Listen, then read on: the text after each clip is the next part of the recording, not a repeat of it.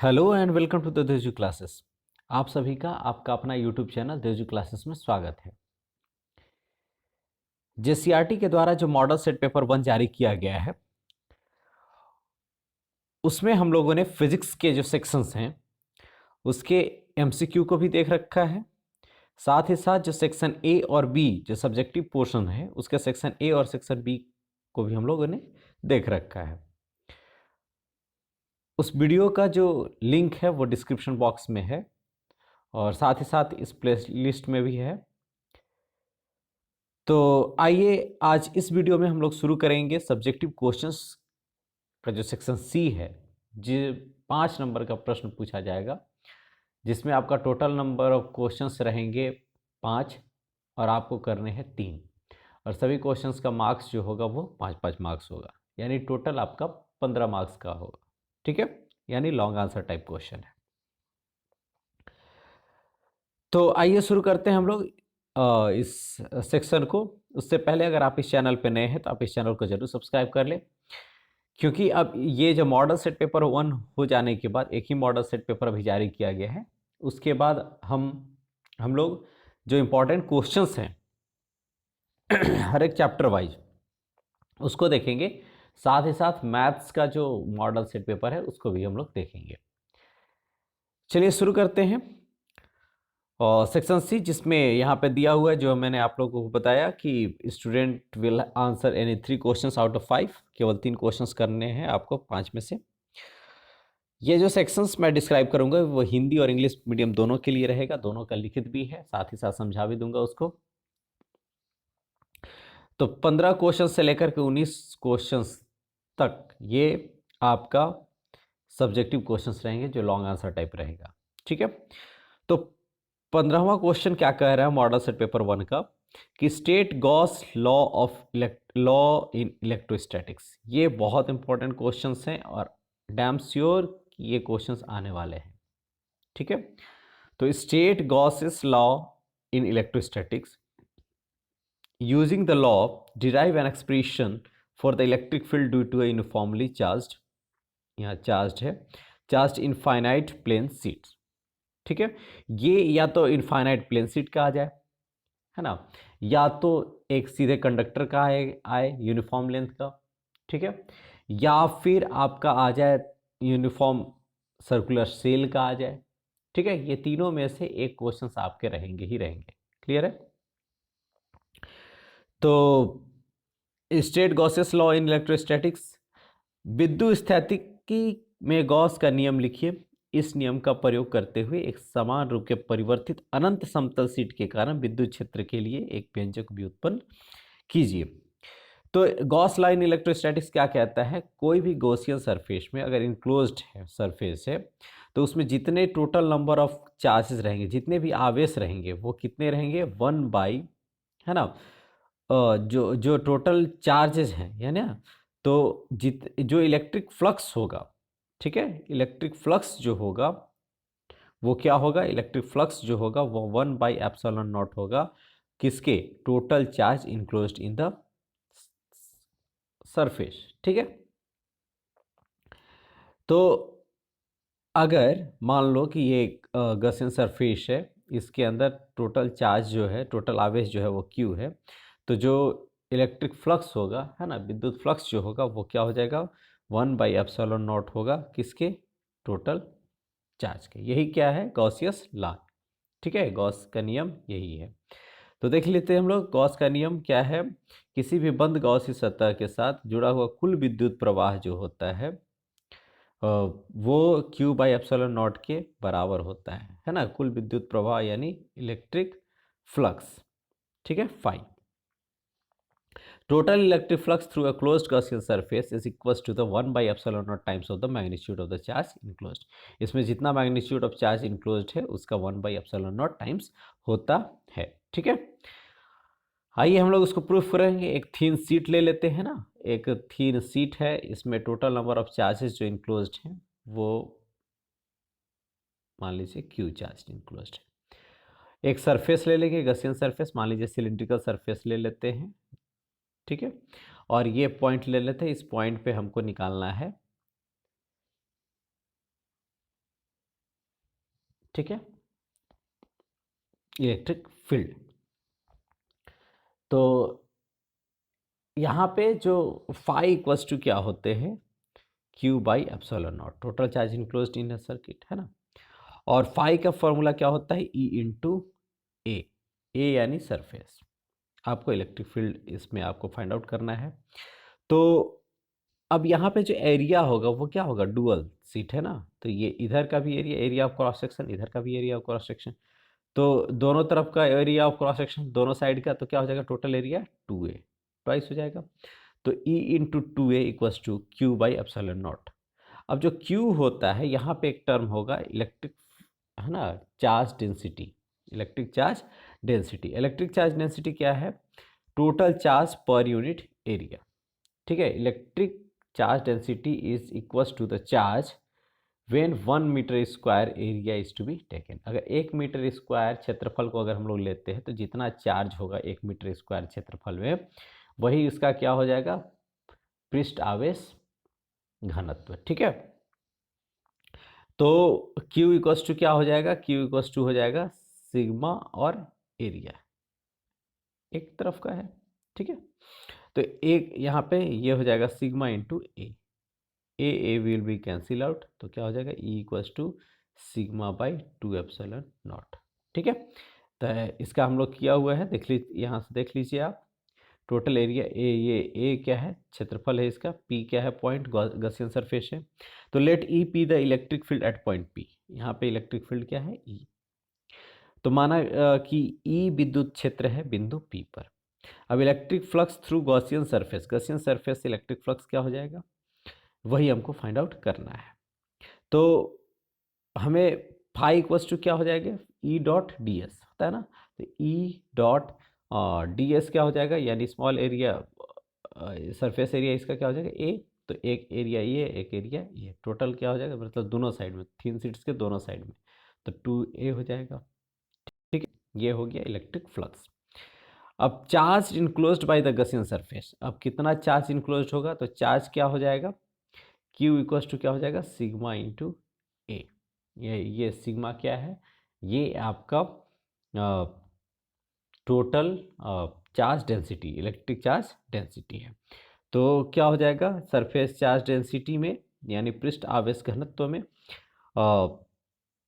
Total charge per unit area.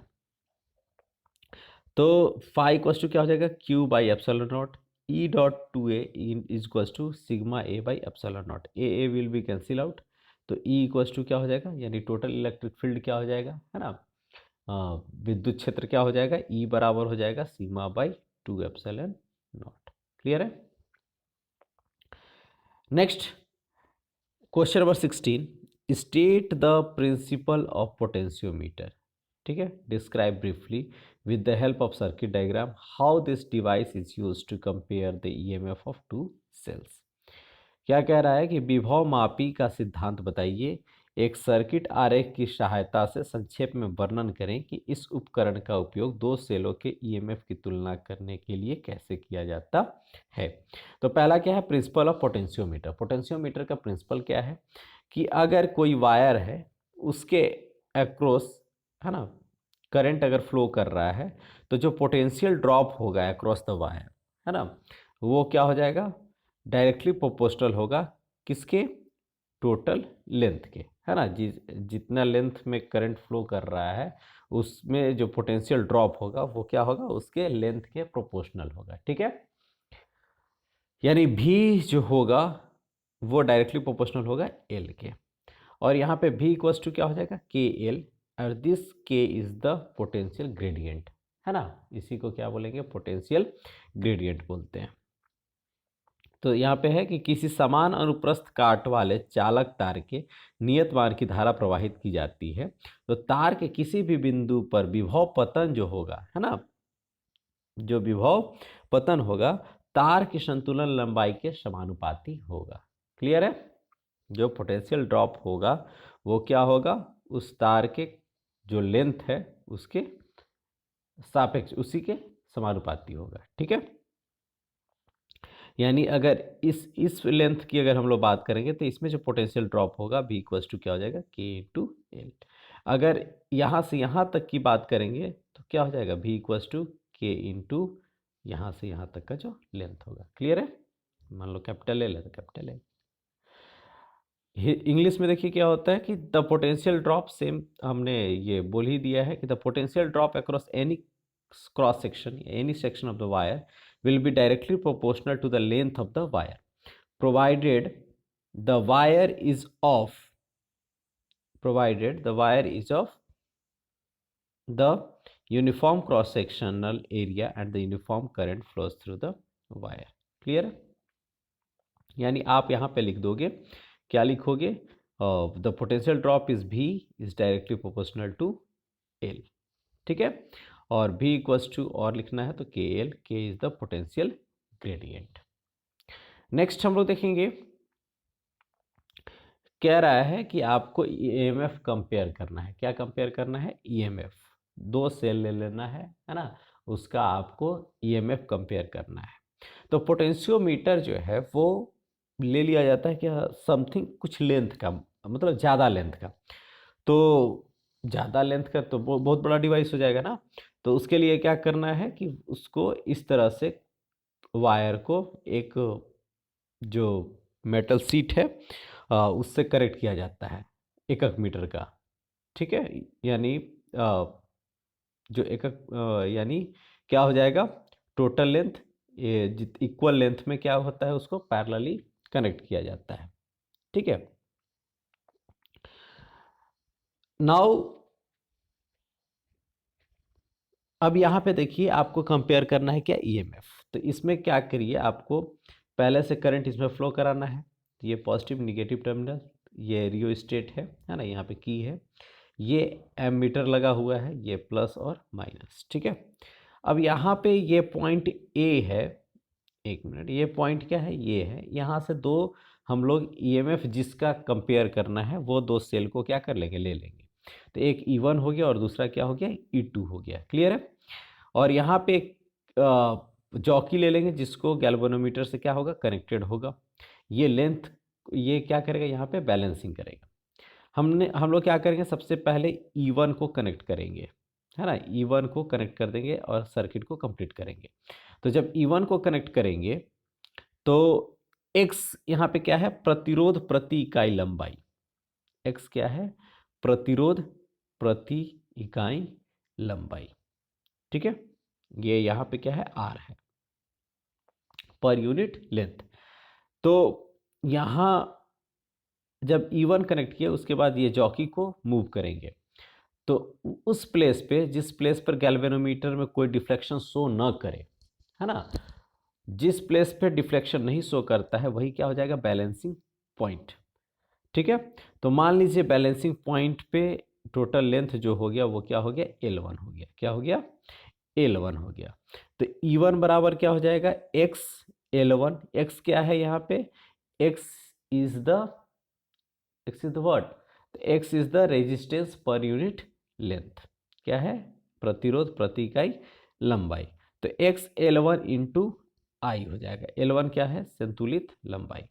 उसी तरह से क्या करेंगे, E1 को हटा देंगे, फिर E2 को कनेक्ट करेंगे।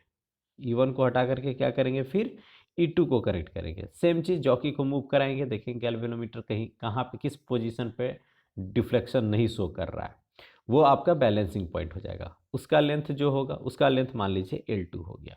तो E2 इक्वल्स टू क्या हो जाएगा, X L2 इंटू आई। करंट तो सेम फ्लो कर रहा है ना। तो E1 by E2 is equals to क्या हो जाएगा, E1 by E2 equals to L1 by L2। E1 by E2 equals to L1 by L2। ठीक है? आई होप आप समझ गए होंगे। नेक्स्ट क्वेश्चन नंबर 17 देखिए, derive the expression for force per unit length between two long straight parallel current carrying conductor, hence define 1 ampere. तो क्या है, दो पैरेलल करंट कैरिंग कंडक्टर है, ये मान लीजिए 1 है और ये है 2। इसमें करंट I1 फ्लो कर रहा है, इसमें करंट I2 फ्लो कर रहा है। ठीक है? ये पॉइंट, अब ये I1 करंट फ्लो हो रहा है ना, उसके कारण यहाँ पे मैग्नेटिक फील्ड होगा, और ये मैग्नेटिक फील्ड जो होगा, ठीक है, ये मैग्नेटिक फील्ड जो होगा ये किसका भी मैग्नेटिक फील्ड होगा, I2 का भी ये क्या होगा, मैग्नेटिक फील्ड होगा। तो I1 के कारण यहाँ पे I2 में क्या होगा, मैग्नेटिक फील्ड होगा। ठीक है, तो ये जो I1 है इसका मैग्नेटिक फील्ड जो होगा है ना B1, वो क्या हो जाएगा, म्यू नॉट बाई 4 पाई, ठीक है, I1 बाई, ये दोनों के बीच का डिस्टेंस क्या है, D, तो क्या हो जाएगा D। ठीक है, अब यही मैग्नेटिक फील्ड जब यहाँ पे जो मैग्नेटिक फील्ड होगा वही क्या होगा, इसका भी मैग्नेटिक फील्ड होगा I2 के लिए। तो फोर्स ऑन I2 क्या हो जाएगा, F2 इक्वल्स टू हो जाएगा B1 I2 इंटू L। ठीक है, L is the length of the wire, L is the length of the wire. तो F2 इक्वल्स टू क्या हो जाएगा, B1 की वैल्यू यहाँ पे जो है वही पुट कर देंगे। आइए देखते हैं लोग, यहाँ पे बनाया हुआ है, let A and D are two parallel wire, A और डी क्या है, दो पैरेलल वायर है जिसमें करंट आई ए और आई डी जो है वो फ्लो कर रहा है। तो आई ए के कारण फोर्स एफ ए लग रहा है और डी के कारण फोर्स एफ डी लग रहा है। ठीक है, दोनों सेम डायरेक्शन में करंट फ्लो कर रहा है। अब देखिए डी क्या है, स्मॉल डी जो है वो डिस्टेंस बिटवीन वायर, ये दोनों के बीच का डिस्टेंस डी है। अब क्या कह रहा है, आई ए के कारण जो मैग्नेटिक फील्ड हो रहा है पी पर, है ना, वो क्या होगा, बी ए इक्वल्स टू क्या हो जाएगा, mu not by 4 pi 2 IA/D। ठीक है, अब तार जो डी है उसकी लंबाई एल है, उस पर बल कितना आ जाएगा, बल कितना लगेगा, तो इसके देखिए सेकेंड वाले का डायरेक्शन हम लोग फ्लेमिंग लेफ्ट हैंड रूल से देखेंगे, है ना, फ्लेमिंग का वाम हस्त नियम से। और यहाँ पे जो मैग्नेटिक फील्ड का डायरेक्शन देखेंगे वो राइट हैंड थंब रूल, है ना, यानी दक्षिण हस्त अंगुष्ठ नियम से हम लोग देखेंगे मैग्नेटिक फील्ड किस पे, ए पर। और यहाँ पे जो इसका मैग्नेट जो फोर्स है उसकी डायरेक्शन हम लोग देखेंगे फ्लेमिंग लेफ्ट हैंड रूल से। तो force on wire D having length L, है ना, तो क्या हो जाएगा, F D equals to I D B I L होता है, तो I D L B A. ठीक है, अब एफ डी इक्वल्स टू क्या हो जाएगा, आई डी एल, और बी ए का वैल्यू क्या हो जाएगा, mu not by 4 pi 2 IA/D। तो एफ डी इक्वल्स टू क्या हो जाएगा, mu not by 4 pi 2 IA into I D by D into L. अब एफ डी बाई एल क्या हो जाएगा, म्यू नॉट बाई 4 पाई, है ना, 2 IA/ID/D। तो यही फोर्स पर यूनिट लेंथ आपको निकालना था। ठीक है, तो एफ बाई एल जो एफ डी यानी फोर्स जो डी होगा वो क्या हो जाएगा, force D per unit length ये हो जाएगा। तो सिमिलरली फोर्स ए, है ना, फोर्स बाई ए, जो ए वायर है उसके कारण जो फोर्स होगा that is equal to mu not by 4 pi 2 IA/ID/D for L बराबर 1 मीटर, यानी ये 1 मीटर के लिए क्या होगा, दोनों फोर्स क्या होगा, बराबर होगा। यानी अगर दोनों सेम लेंथ का है तो दोनों जो फोर्स अप्लाई करेंगे वो क्या होंगे, इक्वल होंगे। ठीक है, अगर सेम डायरेक्शन में फ्लो कर रहा है तो फोर्स क्या होंगे, दोनों अगर सेम डायरेक्शन में फ्लो करेगा तो क्या होगा, फोर्स दोनों एक दूसरे की तरफ लगेंगे, अट्रैक्ट होगा। ठीक है, और अगर अपोजिट डायरेक्शन में होगा तो क्या हो जाएगा, direction of the force will be change. ठीक है, direction of the force will be change and they will repel. ठीक है, अलग अलग रिपल्सिव हो जाएंगे फोर्स, और सेम डायरेक्शन में है तो अट्रैक्टिव हो जाएंगे। तो F A equals to F D that is mu not by 4 pi 2 IA into I D by D. Clear है, तो यही फाइंड आउट करना था, उसके बाद क्या है, उसके बाद 1 एम्पियर को डिफाइन करना है। तो म्यू नॉट क्या आया, force equals to what, force equals to mu not by 4 pi, है ना, म्यू नॉट बटे 4 पाई 2 IA/ID/D। तो जब D इक्वल्स टू 1 मीटर ले लेते हैं, है ना, और दोनों जो दोनों में दोनों जो वायर है, दोनों कंडक्टर जो है उसमें मान लीजिए 1 एम्पियर करंट जो है वो फ्लो कर रहा है। ठीक है, तो दोनों में सेम 1 एम्पियर करंट फ्लो कर रहा है, तो 1 ये कैंसिल हो जाएगा। इसकी वैल्यू होती है कितनी, 10⁻⁻⁷, है ना, तो 2 इंटू 10⁻⁻7। क्या कह रहा है कि 1 एम्पियर किसको बोलेंगे, ठीक है, जब ठीक है। जब करेंट 1 एम्पियर, करंट धारा का 1 एम्पियर कब कहेंगे? जब करंट जो फ्लो हो रहा है, ठीक है, प्रत्येक जो धारावाही है उसमें जो करंट फ्लो हो रहा है, और वो जो धारावाही है दोनों 1 मीटर की दूरी पर है ना, तब उन लोग दोनों के बीच का जब बल 2 × 10⁻⁻7 पर न्यूटन पर मीटर हो, है ना, प्रति इकाई लंबाई का जो बल हो वो 2 × 10⁻⁷ न्यूटन मीटर पर मीटर है, तब हम लोग बोलेंगे कि वो जो करंट का फ्लो हो रहा है वो कितना हो रहा है? 1 एम्पियर। क्लियर है? तो सेम चीज यहां पे कर दिए हैं। 1 ampere is that current which when flowing through each of 2 parallel conductors having 1 meter apart, है ना, 1 मीटर अपार्ट,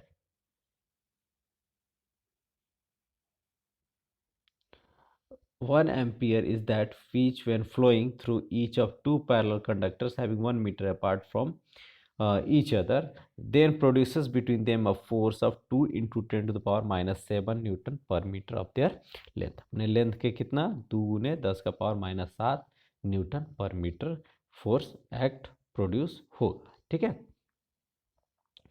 हिंदी में अगर सेम चीज को अगर हम लोग करें तो क्या होगा? वही चीज 1 एम्पियर वह धारा है जब दो समांतर धारावाही के प्रत्येक में प्रवाहित होता है, जो एक, है ना, प्रत्येक धारावाही में जो दो समांतर प्रत्येक, है ना, प्रत्येक समांतर धारावाही में प्रवाहित होता है, जो एक दूसरे से कितना मीटर की दूरी पर है? एक दूसरे से 1 मीटर की दूरी पर हो, तो उन दोनों के बीच में कितना है बल? कितना लग रहा है बल प्रति लेंथ, प्रति लंबाई? 2 × 10⁻⁷ न्यूटन पर मीटर। ठीक है। तो तब अगर बल दोनों के बीच में, कहने का मतलब सीधा सीधी बात है, दो अगर वायर है समांतर, है ना, उसमें कोई धारा फ्लो कर रहा है, दोनों मान लीजिए 1 मीटर की दूरी पर हैं, और दोनों में जो बल लग रहा है वो कितना? 2 × 10⁻⁷ न्यूटन पर मीटर अगर बल लग रहा है, तब हम बोलेंगे कि 1 एम्पियर धारा का प्रवाह हो रहा है। ठीक है। यही चीज अपने शब्दों में लिख लोगे। चलिए next question, question number 18, right the function of transformer. Transformer का काम क्या है? इसका कार्य क्या है? ट्रांसफार्मर का काम क्या है भाई? ये क्या कर रहा है? वोल्टेज को रेगुलेट कर रहा है ना। वोल्टेज को क्या करता है? रेगुलेट करता है। वोल्टेज को इंक्रीज भी करता है और वोल्टेज को डिक्रीज, कम भी करता है और ज़्यादा भी करता है। किसको? वोल्टेज को। ठीक है। State its principle. ये किस प्रिंसिपल पर काम करता है? Mutual induction. किस पर काम करेगा? म्यूचुअल इंडक्शन पर काम करेगा। क्या म्यूचुअल इंडक्शन कह रहा है? कह रहा है कि अगर दो कॉइल है आसपास, तो अगर एक कॉइल में मैग्नेटिक फ्लक्स चेंज करे या उसमें करंट फ्लो करे, वो चेंज करे, तो दूसरे वाले जो वायर है उसमें भी ईएमएफ इंड्यूस्ड हो जाएगा और उसमें भी करंट फ्लो करने लगेगा, है ना। यानी किसी तरह से एक कॉइल का मैग्नेटिक फ्लक्स आप चेंज करते हैं तो ईएमएफ दूसरे कॉइल में भी इंड्यूस्ड हो जाता है। यही है म्यूचुअल इंडक्शन। उसी प्रिंसिपल पर काम करता है कौन? ट्रांसफार्मर। ठीक है। चलिए हम लोग देखते हैं इस क्वेश्चन को। Transformers are used in electric circuit to change the voltage of electricity flowing in the circuit. It is used to increase the voltage, that is called the stepping up, और decrease the voltage, that is called the stepping down. Next कह रहा है, हिंदी में अगर उसको देखेंगे, हिंदी में हम थोड़ा देर अलग देखेंगे। पहले इसका प्रिंसिपल भी देख लीजिए। It works on the principle of mutual induction according to which when there is a change in current और magnetic flux in one coil and induced EMF is produced in other coil and the current start to flow. ठीक है। तो transformer क्या है? जो कि voltage को regulate करता है और किस प्रिंसिपल पर काम करता है? म्यूचुअल इंडक्शन पे काम करता है। चलिए हम लोग वर्किंग उसका देख लें। ये ट्रांसफार्मर है ना, कॉइल है जिस पर क्या है? नंबर ऑफ टर्न्स का कॉइल जो है वो लपेटा हुआ है। ठीक है। नंबर ऑफ टर्न्स का कॉइल जो है वो लपेटा हुआ है। ये क्या है? कोर आयरन है। ठीक है। अब ये है प्राइमरी और ये है आपका सेकेंडरी, यानी प्राथमिक, और दूसरा हो गया द्वितीयक। अगर आपके प्राइमरी का नंबर ऑफ टर्न्स यानी लपेटनों की संख्या ज़्यादा होगी और एन एस कम होगी तो क्या करेगा, ये वोल्टेज को कम करेगा। ठीक है, वोल्टेज को क्या करेगा, कम करेगा। और जब एन एस की जो लपेटनों की संख्या है अगर ज़्यादा होगी एन पी से, तब ये क्या करेगा, वोल्टेज को बढ़ाएगा, स्टेप अप ट्रांसफार्मर कहलाएगा। ठीक है, यही चीज़ लिख देना है। और फिर क्या करना है यहाँ पे देखिए, हम लोग को पता है ना, फैराडे से phi equals to E equals to क्या हो जाता है, E equals to E M F equals जो इंड्यूस्ड होता है माइनस क्या हो जाता है, N D phi by D T. तो सेम चीज़ होगा, ई पी जब हो जाएगा तो N P D phi P, और जब ई एस हो जाएगा तो minus N S D phi S by D T. जब आइडियल ट्रांसफार्मर होगा, आइडियल ट्रांसफार्मर होगा तो क्या हो जाएगा, फाई वन बराबर फाई टू, यानी मतलब phi P equals to phi S, यानी दोनों का मैग्नेटिक फ्लक्स क्या होगा, बराबर होगा। जितना इसमें मैग्नेटिक फ्लक्स चेंज हो रहा है उतना ही मैग्नेटिक फ्लक्स इसके पास भी जाएगा, है ना। ये आइडियल ट्रांसफार्मर को माना जाता है, मतलब जितना ईएमएफ इंड्यूस्ड इसमें हो रहा है उतना ही ईएमएफ इसमें भी इंड्यूस्ड होगा, या बढ़ेगा, बढ़ेगा या घटेगा, है ना। लेकिन आइडियल ट्रांसफार्मर में क्या होगा कि इसमें जितना पावर होगा उतना ही इसमें भी पावर जनरेट होगा, है ना। जितना शक्ति इसका है उतना ही शक्ति इसका होगा। तो क्या एक मिलेगा आपको, E P by E S बराबर N P by N S, एक ये फॉर्मूला मिलेगा।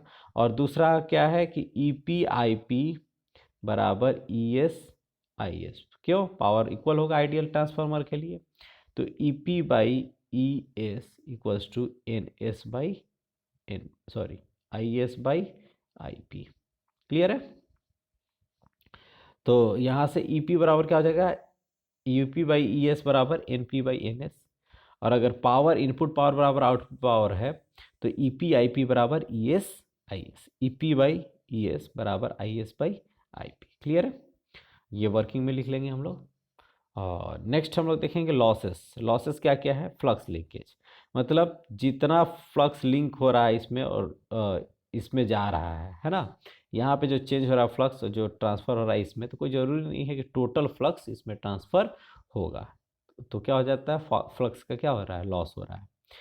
जो वाइंडिंग है उसमें का रेजिस्टेंस होता है जिससे वो क्या होता है, गर्म होता है, उससे भी उसकी एनर्जी क्या होती है, लॉस होती है। थर्ड क्या है, ईडी करंट्स, है ना। एक में मैग्नेटिक फ्लक्स अगर चेंज हो रहा है तो दूसरे में करंट फ्लो करने लगेगा, that is called the eddy current. और जब ईडी करंट से भी क्या होगा, लॉस होगा, वो क्या करेगा, हीट अप कर देगा। Third one is the hysteresis loss, है ना। हिस्टेरिसिस लॉस किसको बोलते हैं, कंटिन्यूस मैग्नेटाइजेशन डीमैग्नेटाइजेशन, है ना। अल्टरनेटिंग करंट है तो कंटिन्यूस मैग्नेटाइजेशन डीमैग्नेटाइजेशन होते रहेगा, जिससे क्या होगा, लॉस होगा, एनर्जी का लॉस होगा।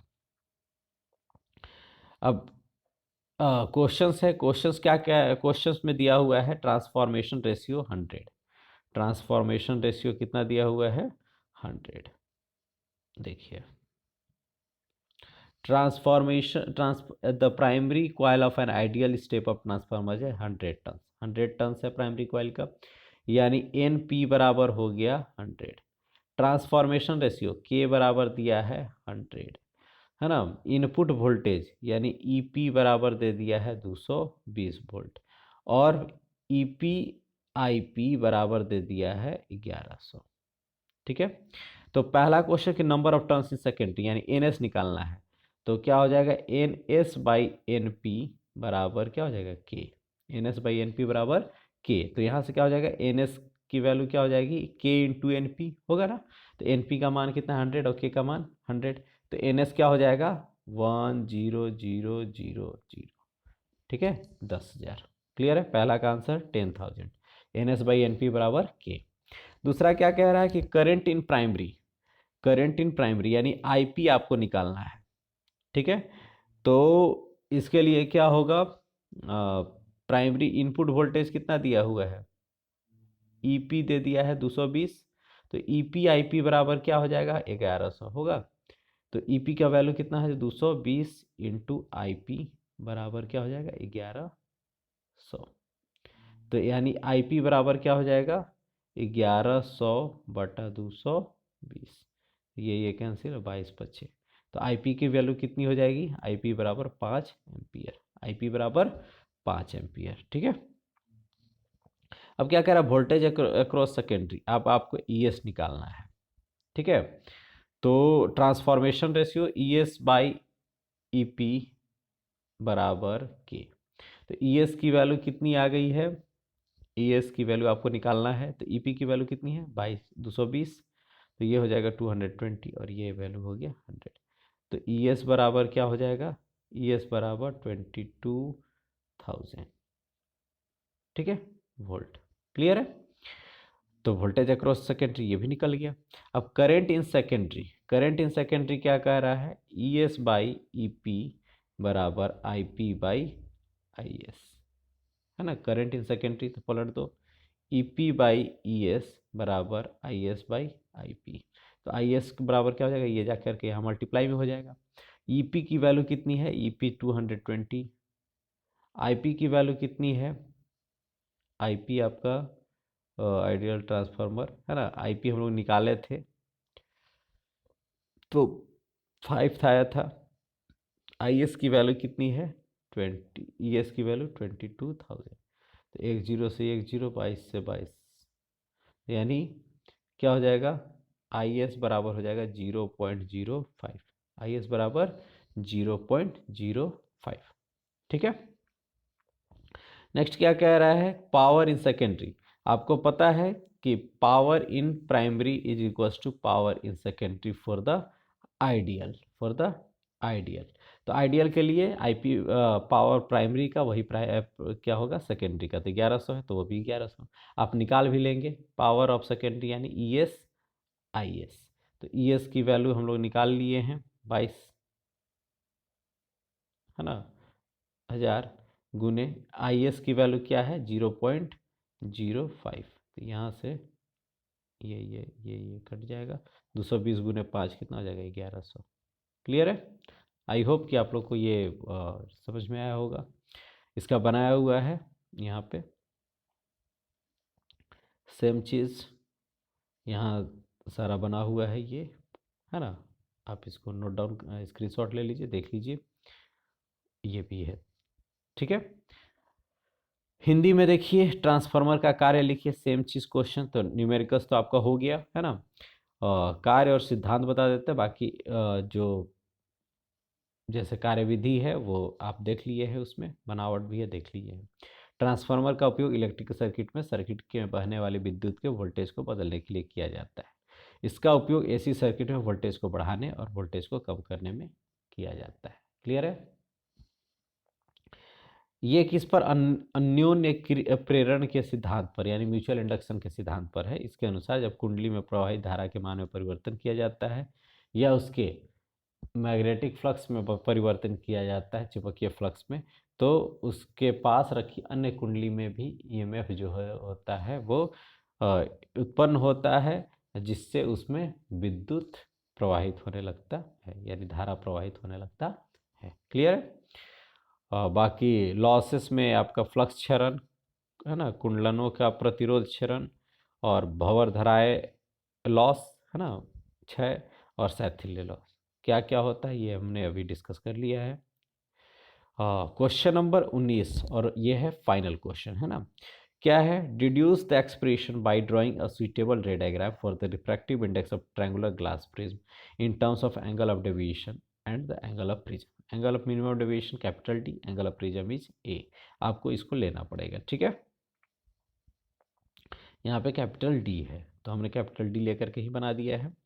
ABC इज ए प्रिज्म, है ना, ये प्रिज्म है, ये इंसिडेंट रे और ये इमर्जेंट रे, है ना। ये आपतित किरण, है ना, और ये जो है अपवर्तित किरण है, एंगल ऑफ इमर्जेंस है। तो ये अपवर्तित किरण यानी R1 R2 और ये क्या है, बाहर निकलने वाला किरण है। ठीक है, तो I क्या है, एंगल ऑफ इंसिडेंस, E क्या है, angle of emergence, R1 R2 दो एंगल ऑफ रिफ्रैक्शन दिया हुआ है। तो क्या हम लोग जानते हैं कि R1 प्लस R2 बराबर क्या होता है A।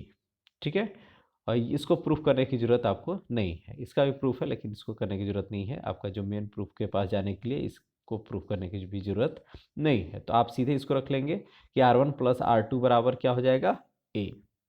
और दूसरा क्या कह रहा है कि डेल प्लस ए, डेल क्या है, एंगल ऑफ डेविएशन, और ए क्या है, एंगल ऑफ प्रिज्म। तो डेल प्लस ए बराबर क्या हो जाएगा, आई प्लस ई। ठीक है, फॉर मिनिमम डेविएशन के लिए क्या हो जाएगा, ये जो डेल है वो क्या हो जाएगा, angle of minimum deviation, capital D. अगर मैं मिनिमम डेविएशन डेल एम लेने के लिए कहेगा तो आप डेल एम ले लीजिए। ठीक है, और क्या कह रहा है कि आई बराबर ई, R1 बराबर R2 बराबर R, यानी एंगल ऑफ मिनिमम डेविएशन में क्या होता है, आई बराबर क्या हो जाता है, ई, और R1 बराबर R2 बराबर R। ठीक है, एक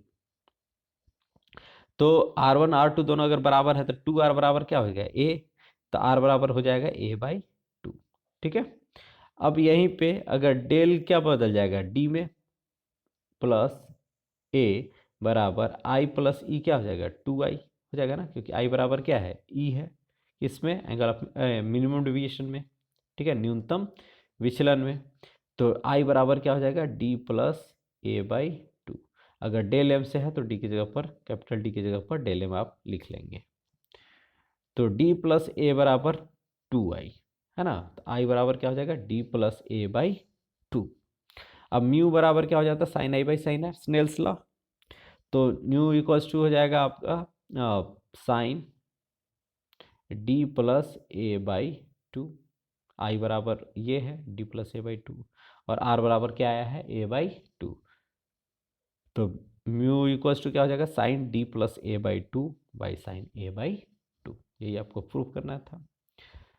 नेक्स्ट क्या कह रहा है कि plot graph between angle of deviation और एंगल ऑफ इंसिडेंस। तो एंगल ऑफ इंसिडेंस ये है, एंगल ऑफ डेविएशन ये है।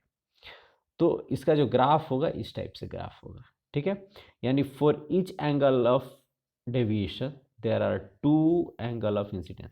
हर एक एंगल ऑफ डेविएशन के लिए क्या होता है, 2 एंगल ऑफ इंसिडेंस होता है, I1 ये, I2 ये। क्लियर है, जितना भी होगा अलग अलग, तो अलग अलग एंगल ऑफ इंसिडेंस होगा। यानी एक डेविएशन के लिए 2 एंगल ऑफ इंसिडेंस होता है, लेकिन एक जो मिनिमम डेविएशन है उसके लिए एंगल ऑफ इंसिडेंस क्या होता है, एक ही होता है। ठीक है, एंगल ऑफ मिनिमम डेविएशन के लिए एंगल ऑफ इंसिडेंस क्या होता है, सिंगल होता है। वही था कि डेल किस में बदल गया था, डेल एम में या कैपिटल डी में, है ना। तो उसका ग्राफ है, तो ग्राफ यही चीज़ जो आपको हम बता दिए, यही ग्राफ इसको क्या कर लेना है, ड्रॉ कर लेना है। ठीक है, thank you for the watching. मिलते हैं नेक्स्ट वीडियो में। Please like more and more. अगर आपको वीडियो अच्छी लगी हो तो ज़रूर करें, कमेंट करें, और अधिक से अधिक अपने दोस्तों के साथ शेयर करें, क्योंकि अभी जो पीरियड होने वाला है आपका 14 मार्च से जो पेपर होने वाला है उसके बीच में आज से अभी से लेकर के 14 मार्च तक आपके इंपॉर्टेंट क्वेश्चंस यहाँ से कराए जाएंगे। ठीक है, एक बेहतर बोर्ड की तैयारी कराई जाएगी इस चैनल के माध्यम से, इसलिए आप इस चैनल को सब्सक्राइब कर लें। मिलते हैं नेक्स्ट वीडियो में। Thank you for the watching.